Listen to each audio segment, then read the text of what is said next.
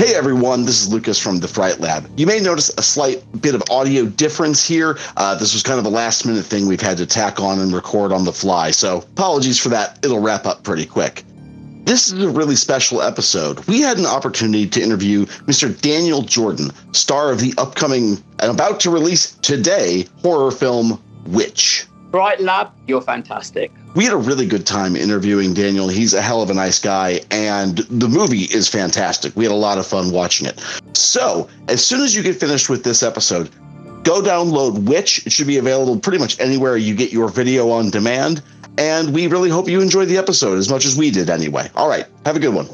And good evening to you, all of you gruesome people. This is an exciting, fun interview about an exciting, fun, weird movie. Make sure you find Witch on your digital platform of choice, and if you can catch this movie in a theater, I strongly encourage it. Here's the trailer for Witch, and then Daniel Jordan will join us.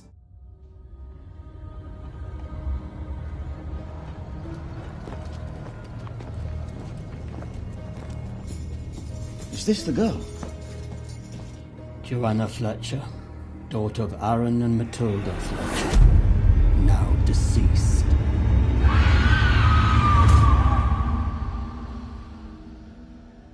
What do you actually know about witchcraft? What is this book? Evil, Marshal. Pure evil. There is much outside the world you know that is hard to understand. And people fear what they don't understand. It is far easier for them to maintain their order through fear. This heresy is a plague amongst our towns. Their religions, their laws, nothing more than fear, masquerading as righteousness. But if this girl were innocent, then surely her conviction would be an injustice. Tomorrow there will be a trial. Joanna will point you out as a witch. Unless we do something. If we destroyed the book, wouldn't that prevent any of this from happening? There are dark forces at work. Is it time to play? It's the only tool we have to save her.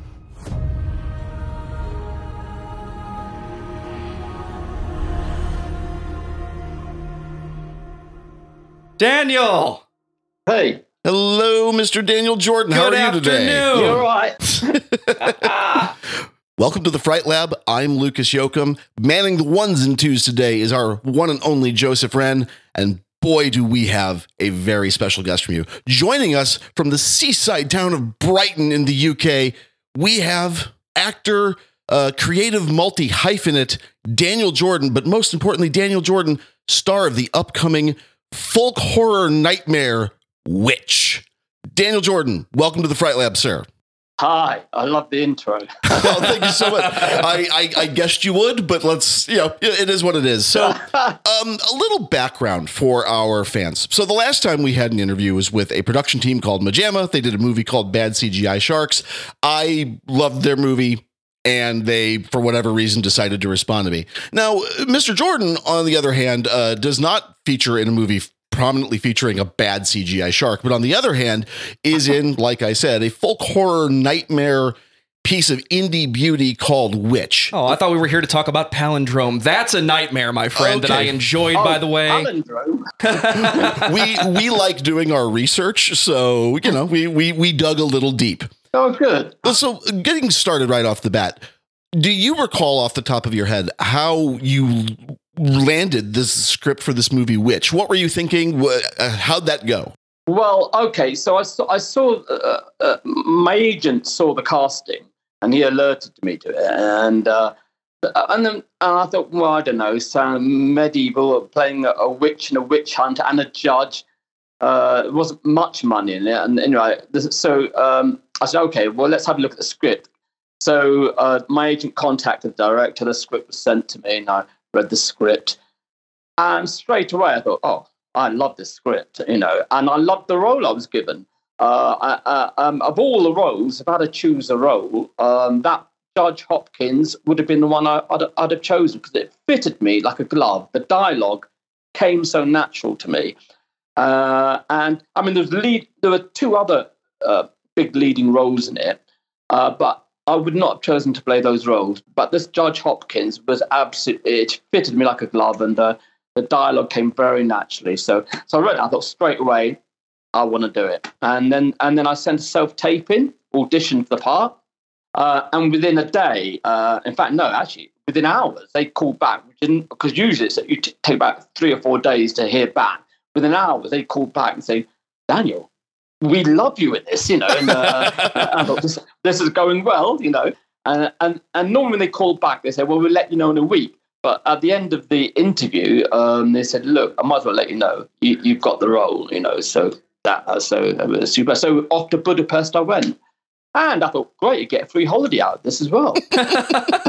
Is that okay, we're going down for drinks at 4:00 and I'm in costume because, this. Yeah, we did end up in a pub in Budapest in my Judge Hopkins medieval outfit, drinking pints of lager and Stella, and the local Hungarian people looking at me like I was from 1500, which of course was when it was filmed. Funny story about a movie that just came out today. That's actually something that I noticed when I dug into your filmography. Everywhere you look on the internet, it summarizes and says Daniel Jordan. He's an artist from Southern London. He paints pictures. I'm sure paints paintings. You've done your research, haven't you? I do my best. I'm not as good as this guy. But what I did do was look for any film that's available, because IMDb says film and TV and whatnot, and everything that was available to me, maybe it's a regional restriction, but it was all in Tubi. So of course I said, well, let me look at Palindrome, let me look at Bane, let me look at I'm going to look it up before we're done talking at this strange Western that he did, I quickly latched on, and maybe this comes with experience, but, even with something as older as Bane, just timing within the past 20 years, you have nailed the annoyed authority figure. You have this way about you of just piss and vinegar, and I don't want to be here, but this is my job. I've been doing this for 10 years. I've been doing this for 20 years, as the character, and you're like, answer the question. I know why I'm here. Piss and vinegar. It's that annoying. And then now we're into which I'm going to try not to spoil this movie because it's coming out today. Okay. But I guess my question is, where do you start building a character? When you see the script, do you kind of have an idea of what you want to do with it? Or do you have a baseline that you start with? Well, the way I looked at for example, in Witch at Judge Hopkins. Okay, first of all, it's like you go over the line so much, and mechanically rehearsing. Different actors have different ways of approaching the role, but I go over the lines, and I do rehearse in parrot fashion. And it does have, I've got a bit of a photographic memory anyway. But the more you go over those lines, the more you have an instinctive feel for that character. So, and then that combined with a bit of research, I did some research on witch hunters in 1600, and there was a Matthew Hopkins who did go witch hunting, and cruel, quite a vicious, sadistic, evil little man, and he would torture and abuse women before hunting them down and accusing them of being witches, and they were perfectly innocent women. I read into his character, and so I've got a feel of, obviously he was a bit of a sadist, and also the big speech I'm making, St. Mark's Square, it sort of reminded me a bit like an obsessive Tony Blair when he's fighting for the war to try and justify the war in Iraq, and he was trying to make this big speech, and you could see he was totally obsessed with it, but didn't see the bad consequence that could flow from that. The thousands of innocent lives that could be lost. So it's been like Judge Hopkins is these women must be hunted down, these witches, they're pure evil, but he will never see, or he doesn't even care whether they're innocent or guilty. It's a power mad trip. That's what Blair was on, I think. And so there's a bit of Blair in it. I could have gone further and start gesticulating wildly and end up like Hitler doing one of his speeches. No, I better hold back there, you know. Some restraint. But most of it is an instinctive feel for the character, rather than any sort of methodic sort of research. I know a lot of actors are very method trained. I'm not, but just it's an instinct, and that's how I approach it. You know, I'm glad you brought up the historical Matthew Hopkins, because that was actually one of the big questions I came to. When we watched the movie, I guess a week and a half, 2 weeks ago, when I first heard the name Judge Hopkins, I went, "Oh, you clever writers. That's so much fun." Because, you know, the folk horror is kind of one of my favorite genres of horror. And the history of witch hunting kind of throughout Europe and then later here into the United States is such a dirty, screwed up business. The thing I've always wondered with Matthew Hopkins as a real historical character, how much of him do you think was that he was a grifter, that he knew none of these women were guilty and he was just doing it for the sakes of power? And how much of it do you think that Hopkins was a true believer? Like he maybe really did believe in the witchcraft scare of the time? Yeah, it's a very difficult question, that, because I asked that question myself. But either he was totally convinced they were evil witches and he had to hunt them down. And at that time in 1600, or particularly 1600, there was a real fashion for about witchcraft and how evil they were. And women in particular, who were lustful women, must be witches. And King James had brought out a book or published a book, a kind of Bible on witchcraft. And that might have had some profound influence on Matthew Hopkins. But I actually think, reading further, I think he was power mad, a despot, and he got off on it. And I think if he really knew these were innocent women, but the wealth it gave him, the power it gave him, he was getting off on that. So I think I actually don't think he truly believed they were real witches. Isn't that true in every story where you have some type of persecution, religious or otherwise, that ends up being this person burned at the stake? You know, Lucas mentioned the way the persecution of witches kind of came across the pond into the United States, where we have the Salem witch trials. You have stories like this one, or something like the Hunchback of Notre Dame, where this woman's clearly a witch because I made a pass at her and she told me no. And you want to say, judge. There's more. Just keep trying, dude. It'll be fine. No, they all must die now. It's like, yes. Well, look at that the court trial. In the court trial, I mean, that poor husband pleading for his wife. She's innocent. You know, you've got to hear this.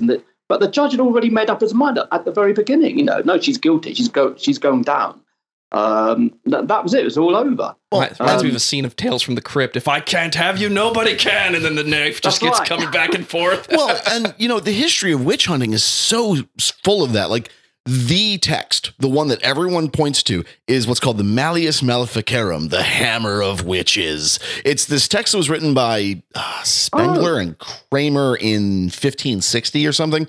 A pair of German witch hunters that they wrote literally the textbook on witch hunting.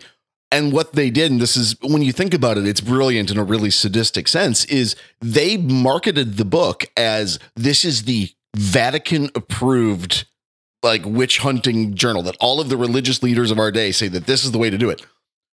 When word got back to the great churches, they all went, we don't know who the fuck these guys are. We've never heard of it before. What are you guys talking about? So much of the character of Matthew Hopkins is rooted in either that true believer or that sadist megalomania, one of the two. Another question I was thinking about when I was watching this movie is Matthew Hopkins, maybe one of the best known portrayals of him on screen is, of course, Vincent Price in Witchfinder General. Were you thinking about Price's iteration of Hopkins when you did this, or was it just this was just another historical character for you to wrap your head around? Yeah, well, I seen that actually with Vincent Price when I was a child, back in the 60s. But I didn't want to revisit and watch it again in case I end up doing a hammy impersonation of Vincent Price as Matthew Hopkins. You know, you are sinners, you must all die. No, I didn't want to end up doing that sort of voice. And I thought it had to be my own interpretation, my own creation. Give this man the biopic of Vincent Price right now, please. Well, and we're kind of Price dorks on this show. Vincent Price is actually from historically St. Louis, so there's kind of local boy. Really? Yeah. I could, if you were. I love Vincent Price. Oh, absolutely love it. If you were here right now, I could literally walk you, like not from where we are, but I could walk you down the street where he grew up. It's that kind of. Wow. He's, a local boy done good. So we have this deep love for him and his work on there. Absolute superstar. Oh yeah. And so, yeah, it's one of those things with folk horror that it is such a hyper niche. It's such a tiny little fragment of this great big horror thing. Like thinking about your most recent movie, which is going to be streaming video on demand. You should download it now. With that movie, absolutely. Where does that fit in with your overall film career? I mean, again, you've been a working actor since what, the 90s? Yeah, since the early 90s. So where does Witch fit in? I mean, would you say that you're like, now that you've done this one, you're wanting to do more horror, or is this just a part of the greater canon? It's a part of the greater canon. Look, I'll do any film that gives me money. No. Look, I'm here at the end of the day. I've got to make a living. Yeah, sure. And I started out as a theatre actor actually in the 90s for a little theatre company called Wet Paint Theatre, which is on the fringe. Known, its alternative name was known to Theatre Cruelty, run by Chris Ward. Actually, God, wow. It was. Yeah, it was like a torture chamber doing these plays, like Planet Suicide. Audiences used to walk out. They were so bloody. But great training for an actor, and particularly for screen and film, because in these little fringe theatres, like a basement cellar underneath a pub, the audience would sit in beer crates, and you were just a few feet away from them. So if you hesitate or showed any nervousness or misinterpreting a word or stumbled over a word, you'd probably get a bottle thrown at you, and you could feel their breath on your face when you're doing monologues. And after you got over that, and I was in my early 20s then, and nothing can make you scared. So you're in front of a camera. It trains you on proximity, close acting, which everything must be tailored down. So after the 90s, I started going into TV and film, but which is part of the greater canon of things. And I would say of all the films I've done, this is probably one of the best productions I've ever been in. In fact, I would say it was the best film production I've ever been in regarding the set, the story, the plot, the characters, the standard of acting, the director. By Mark Zammert and Craig Hines, absolutely fantastic, absolutely wonderful, and a wonderful screenplay. So hopefully from there, and when this comes out, hopefully I'll receive numerous offers. I've already had quite a few offers already, and that's just the trailer's been out, So we'll see what happens from there. It doesn't surprise me. When we got done watching the movie, we had that, there's always that 30 seconds after the credits roll where you go, okay, what do I think of this? Where's my feelings about it? And I believe the words I came up with was dark and weird and a lot of fun, because it is such you used the word intimacy a second ago, and I thought that was so interesting. It's a smaller cast, but between the screenplay, like you said, the actual cinematography, the actual photography of the film, it feels a lot bigger, and it feels so fleshed out and so full. The word I would use is lived in. The world that these characters inhabit actually feels like a real medieval village. There's a little bit of claustrophobia, a little bit of xenophobia maybe, but there's also these wild, fantastical elements that are streaming into the world now. So that's such an interesting thing. Yeah, it was interesting you brought that up, because on the filming, we were the director, Craig Hines, and Mark Zammett were sort of just walk about the village, greet each other in costumes, feel like you live in this village.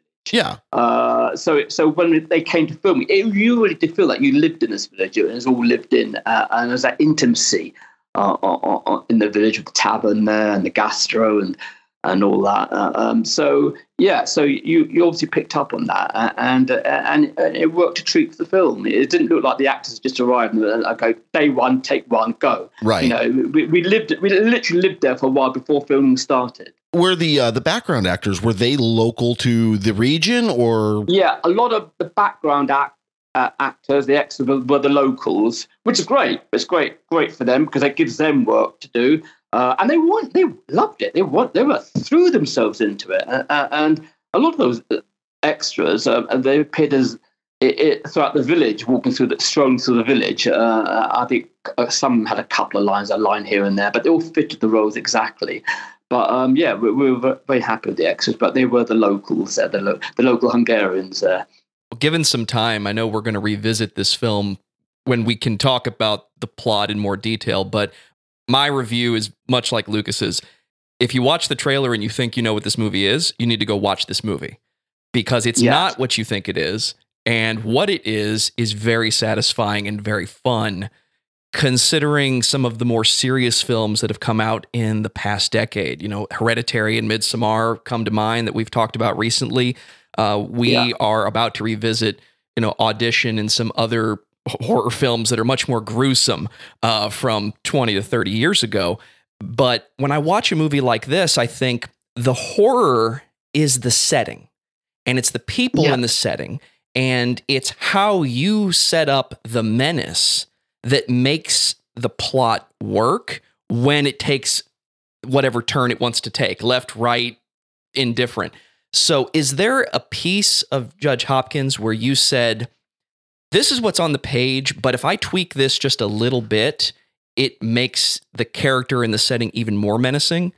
Is that something you did, or is that really just working with the director to make sure what's on the page is what they want? Okay. The great thing about the director, Craig Hines and Mark, is that they allowed the actors some flexibility to tweak the lines a little bit, so it came out more natural for them than on the script. Not that, but the lines in the script came across natural anyway. But I had a habit of, and I do this. I've done this throughout a lot of my films, actually. But there's some directors you can't do that with. But I improvised and tweaked the lines quite a bit, actually. In fact, I did it, and so much so in one speech, I actually concocted a whole big speech myself and added it on, but to the actual script. But the director said, "Look, Daniel, if you feel you want to say these couple of lines, fine. I'll look at it. If I don't like it, I'll just edit it out. If I like it, I'll keep it." So, I had an extra 10 lines here and there. So, which made it much more, made the character come to life more, made him more intimidating. And I could choose the words that sort of character would say in that setting back in 1600. But yes, we were given a flexibility to tweak the lines a bit, which was great. And I love working that way. The only problem is, if you're speaking with a co-actor and you suddenly start improvising the lines, your co-actor is saying, "Hey, wait a minute, what's happening with these lines? Where do I come in? What's my cue?" And he starts to panic. You can see the panic in their eyes. But what I do, if I improvise, start creating new lines, I always come back to the cue line at the end. So the actor then feels reassured. "Oh, that's my cue line. That's where I come in." But a very good actor should be alert, should be ready to listen to that. But it is a bit of a risk. And some actors it works with, some actors it sends into a wild panic, particularly when the camera's rolling. Thinking, what the fuck's happening here? Am I in the wrong film, in the wrong scene? So I cut that word out. Sorry for swearing. No, we're not a PG show. We're very very flexible. Right. So brilliant. Because I'm very politically incorrect. Fair enough. So and talking about improvisation within the confines of a script, like there's there are boundaries on either side of the script. So long as you're within those boundaries, you're basically fine. Like you said, you keep to the cue lines and things like that. Going back to just the production itself, you had said it was a really fun production. I always kind of wonder how much what's the formula for success there. You've spoken glowingly of the background actors. You've spoken glowingly of the director team. The rest of the cast seemed like they were really on top of it and really good at what they're doing. How much of it is it just this perfect, pardon the witchcrafty term, this very alchemical thing of all of these elements happen together at the same time and this beautiful thing comes out of it? Or do you think you need a really intense director with an intense vision? Where do you think that falls from? Well, different directors work in different ways. And this sort of it was quite a lot of harmony on the set. It all blended and worked perfectly, but it sort of evolved really. Not just suddenly. And I think it all comes from choosing the right actors for the right parts. Will they all blend together? Will they work well together as a team? And there was no real intensity on set or absolute obsession on getting this right or nailing this. It was very relaxed on set. And because we were relaxed and you felt there was no intensity there, you felt quite relaxed to improvise, and there was fun off the set as well. And we went drinking together afterwards, and clubs and bars, and in between when we had the time to do it. But because we had such a great time, and we got to know each other very well, you felt the characters knew each other very well on set, and so consequently, when it came to filming, the dialogue and the lines were much more naturally delivered. But on the other hand, I've worked on a set where the director's been a total arsehole, a total dictator, and it's also worked that way because you're so terrified of failing, you really do your work, So it depends. There's no right formula for how it should be, But this set on which I had the most fun time with the director and producer and the actors and that, it was brilliant. But at the same time, everyone was so utterly professional, and everyone knew the lines. Even down to this small roles, they were perfectly cast, absolutely perfectly cast. Early in our conversation via email over the last couple of weeks, you had said something about there was a cast and crew premiere that you guys had already attended or had just recently done that was for the cast and crew to see the finished film, unless I'm completely hallucinating this entire experience. So getting a chance to finally sit there, when you're in the middle of a project, it's very easy to go, okay, well, I'm just focused in on this thing. Like when I'm writing an episode, for instance, I know kinda how it's going to sound in my head. I know what I've written, but until he and I are in the studio together actually recording, it is just impossible to know what it's going to sound like. So you put me in your shoes. You're in the theater finally. The movie rolls. What's going through your head? Is it, oh God, oh God, oh God, did I screw this up? Or is it at the end of it, you go, yes, this is exactly what I was after. How'd the rest of the crew respond? What was the feeling in the theater at that point? Well, I was sitting, the casting crew screening was about 4 days ago, and we all joined the party in the room beforehand, the bar, all drinking. But you can tell everybody was nervous, all the actors in particular, and the producer and director, because none of the actors have seen the film. And it's almost been 2.5 years. And we go, what? Wow. I've forgotten, But you could tell we're all slightly nervous, all a bit on edge. Anyway, so we're sitting in the cinema, and I could see, and the director and producer made a speech beforehand about the film we were about to see. And you could see they were slightly nervous. And I thought, my God, I've never seen the guy so nervous here, And I looked around at my co-actors, and they all were like biting their fingernails. And I was sitting there thinking, you know what? I feel more nervous now watching it than I am doing it during an audition. Or it was just because you've got no control over what you're going to see on screen. Yeah. And if you fuck up on screen, you're going to think, oh God, can we go back and do that again? You can't. It's there. It's too late. The movie's not coming out for 2 weeks. Come on, we have time. So absolutely. So I'm sitting thinking, oh God, I thought I was good. I was thinking, I thought I was good. I'm sure I was good. Everyone said I was good. I'm sure. But, it's almost been 2.5 years, and maybe I wasn't so good. Maybe I was dreaming, I don't know. And it starts, credits roll, and you think, oh my God, I'm not in it yet. Where am I? They edited me out. It's been 20 minutes and I haven't made an appearance. Christ, maybe they've edited me out and they haven't told me. So all these thoughts are going through me. And I tend to be paranoid anyway. But anyway, and then I saw myself and I thought, is that me? Am I saying that? Do I sound like that? Then after a while, I think, yes, okay, I'm beginning to remember now. Yeah. Anyway, at the end of when the film finally finished, I thought, you know what? I'm really happy with that. It's an absolute brilliant film. I'm happy with everything on that film. It's fantastic. I was so happy. And so were all the other actors. And also relieved, the relief I had after that, I didn't fuck it up for everybody, because everyone's worried they're going to fuck up. Of course, you're not the only one in it. Every other actor, even the extras, are sitting there thinking, I haven't fucked this up, have I? Even the 9-year-old girl was sitting there thinking, oh my God, I've ruined this for everyone. No, she wasn't, but you're not the only one thinking that. So after all went to the bar, and a big round of applause for Mark and Craig.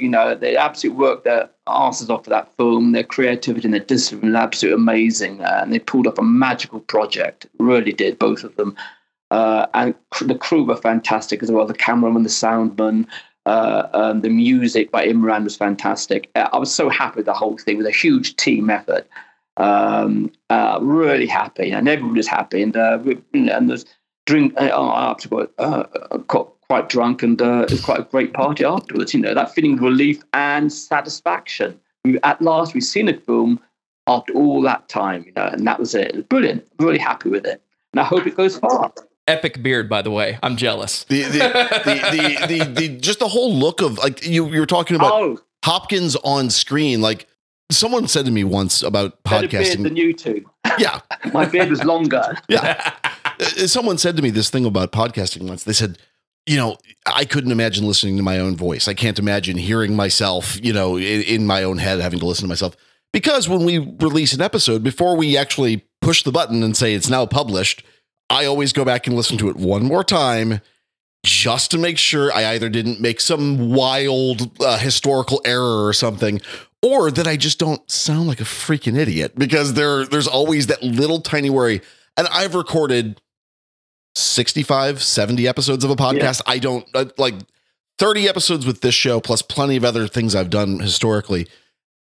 I know what I sound like. I know what I'm doing here. But there's always that moment of, oh God, here we go. And I think maybe for me, I just got used to the sound of my own voice. Believe it or not, I actually don't like to hear myself talk.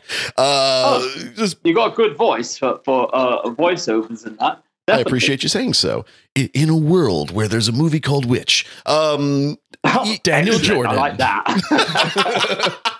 So, but yeah, so it's so refreshing to hear, though, that, everyone always says, like, yes, it's a great job, but acting is hard work. And I've known many other directors and producers and whatnot. Of course, it's hard work. I can't imagine. Like, it sounds just exhausting hearing about it. So I can't imagine. But it is good to hear, I think, that everyone at the end walked away to the pub and went, oh, yeah, that was worth it. That was worth it. But here we are now, 2 years after production. The YouTube trailers have just gone out in the last couple of weeks. It's gotten some buzz, actually. And you said you're already getting people reaching out to you saying, hey, we have some work for you. What do you think? Yeah. I respect. I saw the script, sir, and I wasn't too keen. I was just about to say, I understand there may be NDAs and whatnot, but, like, is there anything coming up for you that you're really excited about? Are you stage or screen or whatever it is you're working on these days? Is there any other big plans? I'm not sure if I'm allowed to say, actually, but my producer's probably thinking, don't say it, don't mention it. I don't know. There's a film coming out called Jitters, and it's a very deep thriller, psychological thriller. Elements of strangers in it, strangest things in it, and I play a psychopathic clown who likes to play games with people. It's a fantastic script, actually. So, I'll be right back. I'm going to London right now.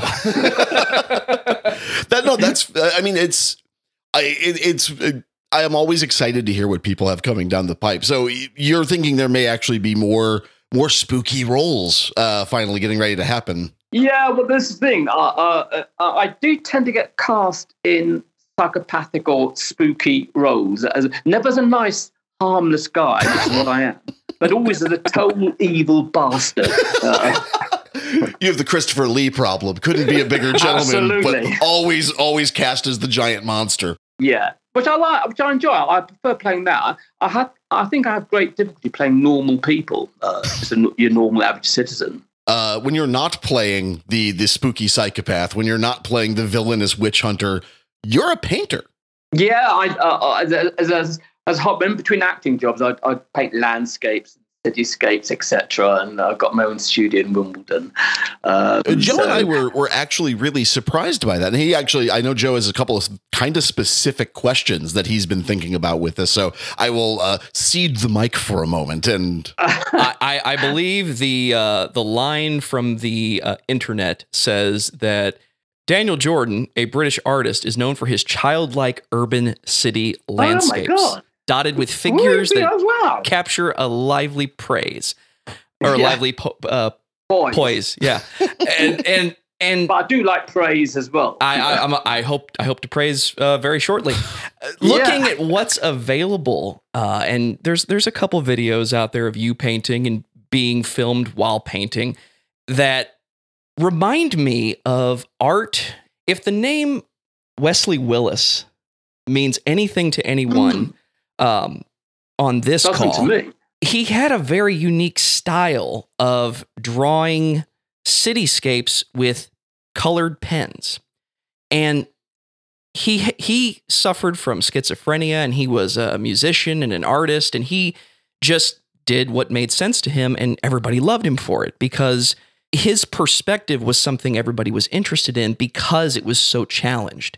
When I look at what is available to me, and I see these watercolors, which, my apologies if that's not the proper medium. Well, it's mixed media, so it's a bit of acrylic, oil on canvas, and charcoal, etc. But the bright colors that I see, my question is, it's not about the childlike aspect. It's when you look at a scene like that, what spawns your eye to say this is yellow here and this is a bright blue here? Or what aspect of a scene catches your eye and says, this is where the colors need to be? Because I'm not a talented artist. I know talented artists that have tried to explain to me the color and the shading, and it's not about what the light makes it look like, it's where the light is coming from. But for your art, it's very bright, very, very vivid colors that says something about me. That it does, and for as wacky as you seem to be, as schizophrenic and bipolar as I am, it was all reflected in my paintings, isn't it? A little bit. And it's a curious contrast. Yeah.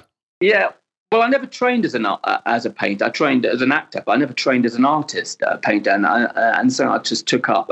But when I paint, and I haven't read about the theory of color, what orange goes with what red, and what's the best color red can go with.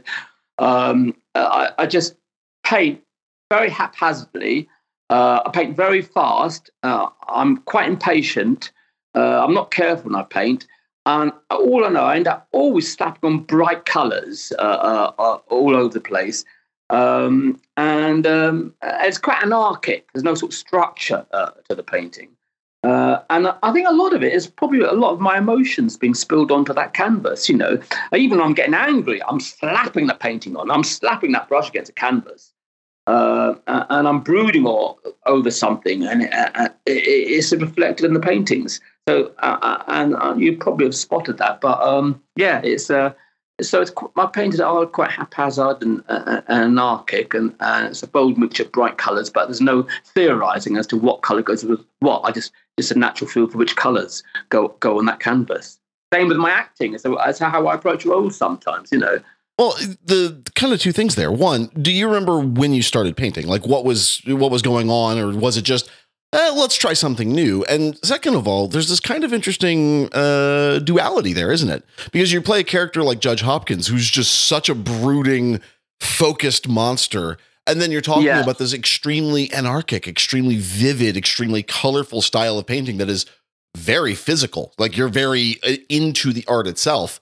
Yeah. How do you, I mean, do you think there's something to that duality? And was it a particular emotional impetus that got you painting in the first place?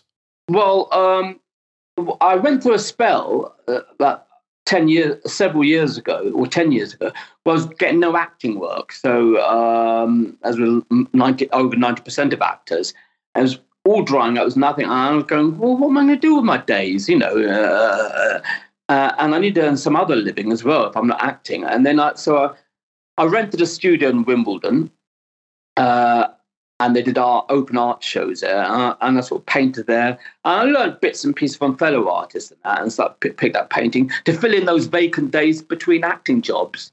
And then when the acting picked up again after a couple of years, I thought, well, I don't want to close down my art studio and suddenly stop painting, because I was really enjoying it as well, And also I was applying. In a way, I was combining the acting with the painting. Like, for example, with Judge Hopkins, I thought, let's take this character, and when I paint my next painting, my next urban landscape of, say, Manhattan, I'll be Judge Hopkins painting, how would Judge Hopkins paint this? So I can overlap things sometimes, so in a way, the art helps my acting, and the acting helps my art. So they both interplay on each other. There's an idea for a one-man show. Daniel Jordan painting on Broadway, where you read monologues in character, produce art, then sell it. Yes, dressed in costume. Please. Even better. Man. So, I'm making that bit up, dressed as Judge Hopkins doing the painting. I made that up, actually. It needs to happen now, please. If we can film that and put it on the internet, I'm there. Oh my God. So we're rounding out all of our questions here, and this has been just so much fun. This has been a really great interview. We really appreciate you coming in, or coming on, maybe is a better way of putting it. Is there anything right now that, stuff that you have definitely getting ready to happen that you're not under non-disclosure agreement about, anything you want to plug, or a place people can go and find your work generally?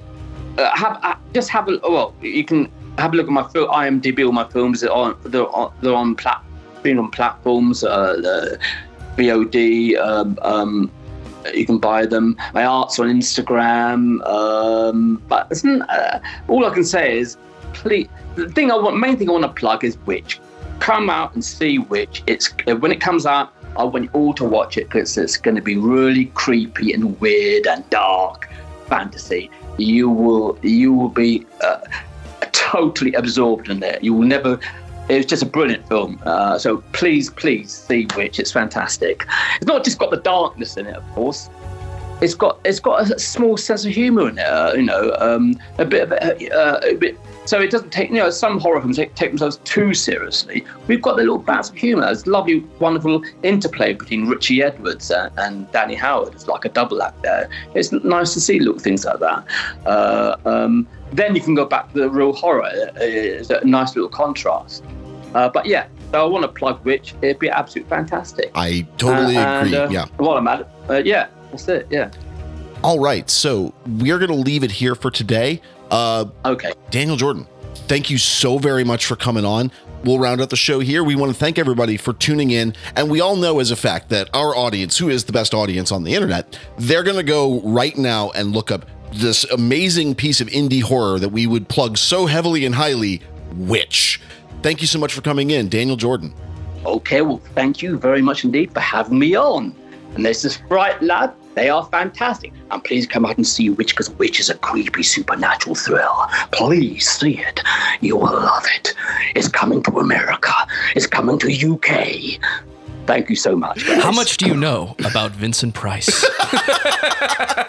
I am Vincent Price. You sinners. Oh, you God. Absolute sinners. Oh, my God. That was great. Thank you so much. All right. I mean, okay. Right. So we'll call that closed. Sure. Daniel, thank you so much, man. We really do appreciate it. That's Fright Lab for you. I'm using that. Oh, yeah, we're going to keep that.